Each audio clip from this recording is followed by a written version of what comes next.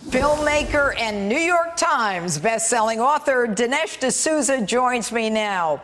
First of all, Dinesh, congratulations. I understand you've had some incredible premieres with some very distinguished guests at those premieres. But how do you interpret what the president said tonight based on your book, which I have read? I have actually read it, Death of a Nation, and it's excellent. Talk to me. Well, on the movie poster, of course, we morphed the head of Lincoln and Trump. So it's kind of appropriate that Trump is picking up this theme. Now, of course, this outrages a lot of people because they think, how dare you compare Trump and Lincoln? Now, on the face of it, Trump and Lincoln temperamentally are quite different, right? Here's Lincoln. He's brooding. He's melancholy. He's philosophical. So I wouldn't say that temperamentally they're the same, but their situations are eerily similar. In 1860, an outsider candidate, a Republican, enters the race, wins it narrowly. In fact, wins it only because it's a three-man race. And the moment that he's elected, all hell breaks loose. The Northern Democrats openly called for his assassination.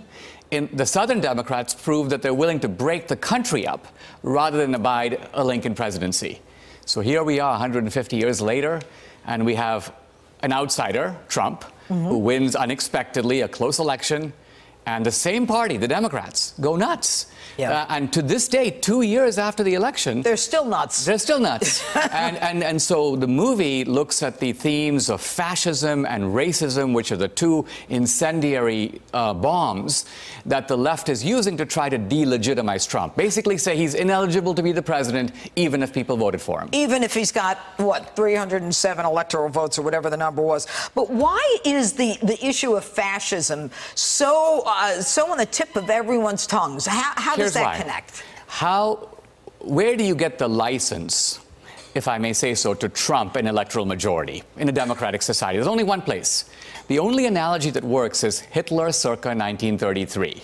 Because you and I would agree that if we were living in Germany and Hitler came to power, and remember the Nazi party was the largest party in Germany, and if Hitler was democratically elected, I think you and I would agree that would be terrible enough that we would be justified in using, quote, any means necessary to get rid of him. So the left is taking that logic and applying it to Trump. Based on what? Based on the fact that they say he's a racist and he's a white supremacist. So all this kind of incendiary poison is used to basically legitimize all the craziness that the left has been doing, from violence to attempts to engineer a legal coup. So our movie basically takes them at their word. We say, okay, let's look at fascism. Is it not a fact that Mussolini, the founder of fascism, was a leftist? He was a Marxist. He was a lifelong socialist.